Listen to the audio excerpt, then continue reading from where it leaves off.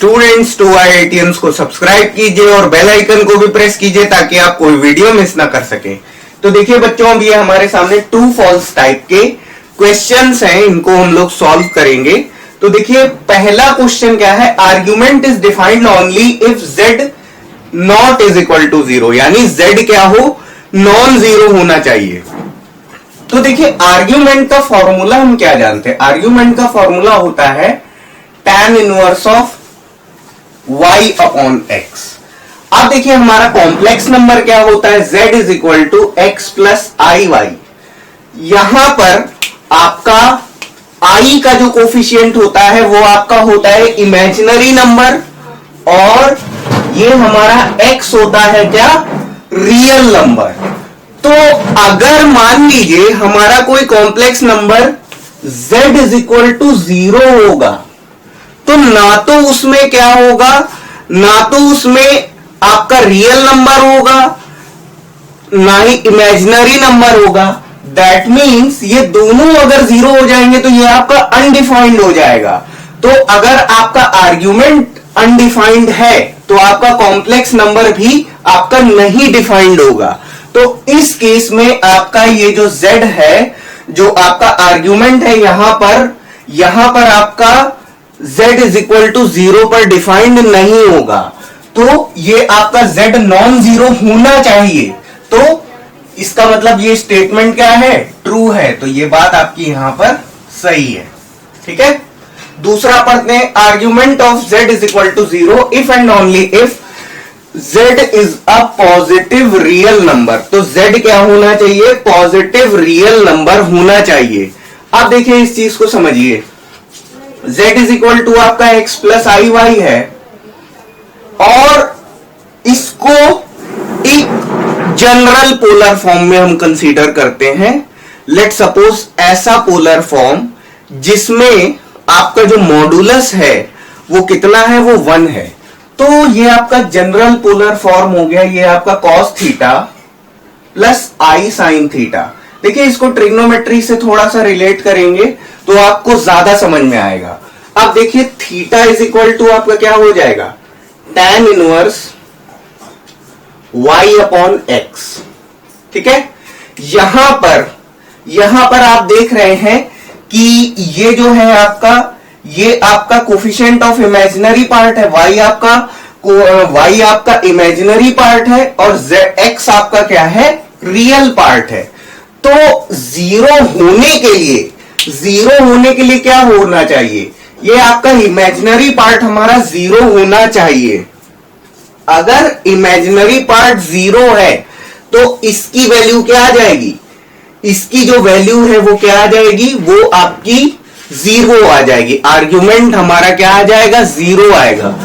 But ये जो आपका यहां पर z is equal to x हो जाएगा फिर कॉम्प्लेक्स नंबर, तो ये आपका अगर आर्ग्यूमेंट 0 है तब ये आपका कैसा होगा, पॉजिटिव होगा, तब ये आपका पॉजिटिव होगा।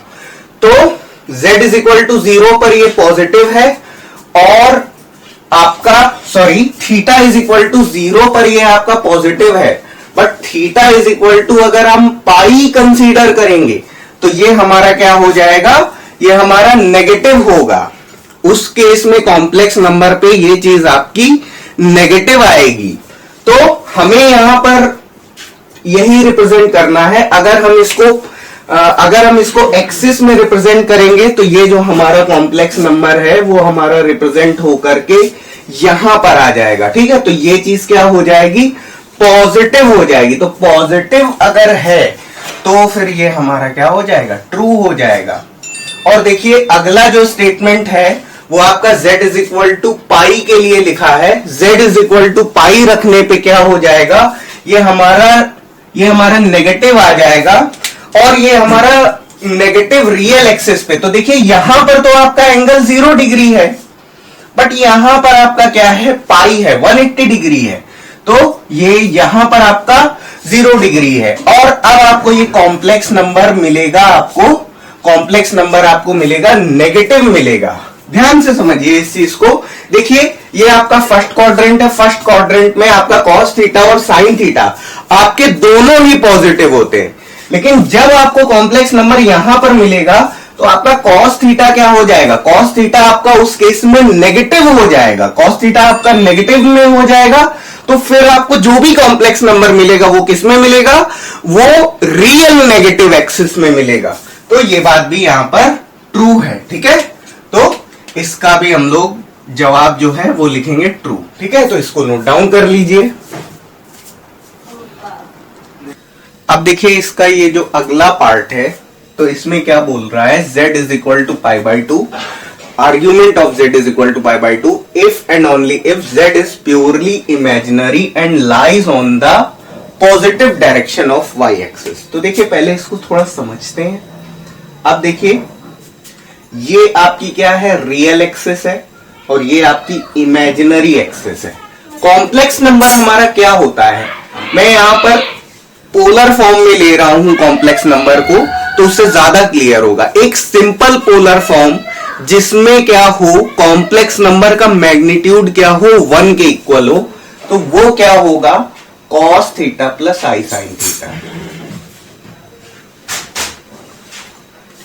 अब देखिए अगर हम इसके आर्ग्यूमेंट की बात करें तो आर्ग्यूमेंट जो होगा वो आपका क्या हो जाएगा, tan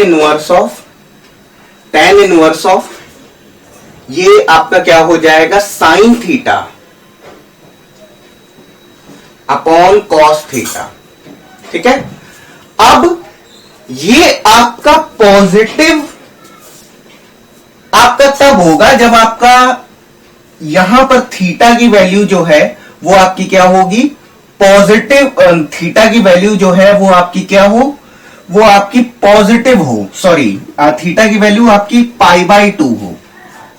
तो देखिए अगर हम पाई बाई टू लेंगे तो आपका साइन भी पॉजिटिव होगा, कॉस भी पॉजिटिव होगा, साइन भी पॉजिटिव, कॉस भी पॉजिटिव। ऐसा आपका केवल और केवल आपका फर्स्ट क्वाड्रेंट में होगा, जो आपका क्या होगा, जो आपका रियल, सॉरी ये गलत बन गया, ये आपका रियल में है, ये आपका इमेजिनरी में होगा, ये आपका फर्स्ट क्वाड्रेंट में होगा। केवल और केवल फर्स्ट क्वाड्रेंट में आपका ऐसा होता है कि साइन थीटा और कॉस थीटा आपके दोनों पॉजिटिव होते हैं। तो यहां पर क्या हो जाएगा, theta is equal to pi by to.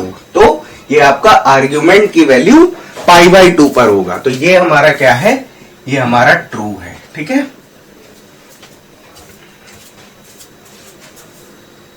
अब देखिए अगला पार्ट हम देख लेते हैं। तो z is equal to minus pi by two, तो फिर हम वही बात करेंगे, ये हम बनाएंगे। तो देखिए ये आपका रियल एक्सिस होगा और ये आपका इमेजिनरी पॉजिटिव होगा, ठीक है, और ये आपका नेगेटिव इमेजिनरी होगा, ठीक है, और ये आपका नेगेटिव रियल एक्सिस होगी। तो अगर हम theta is equal to minus pi by two लेते हैं, तो देखिए माइनस पाई बाई टू अगर हम लेंगे तो ये आपका थीटा इज इक्वल टू, ये आपका tan इनवर्स ऑफ, और ये आपका क्या होगा, ये आपका हो जाएगा sine theta upon cos theta. वापस से हम कॉम्प्लेक्स नंबर हमारा वही लेंगे, z इज इक्वल टू ये हमारा कॉस थीटा प्लस आई साइन थीटा। तो देखिए अगर हमें अगर इसको एंगल को माइनस पाई बाई टू लेना है, तो देखिए जो आपकी इसकी वैल्यू है, ये आपका साइन थीटा तो आपका क्या हो जाएगा, साइन थीटा तो आपका यहां पर नेगेटिव होना चाहिए, साइन थीटा आपका नेगेटिव होना चाहिए, और कॉस थीटा आपका 0 होना चाहिए। दैट मीन्स इसका रियल पार्ट क्या होना चाहिए, रियल पार्ट इसका 0 होना चाहिए। तब ये आपका क्या हो जाएगा, माइनस इंफिनिटी होगा।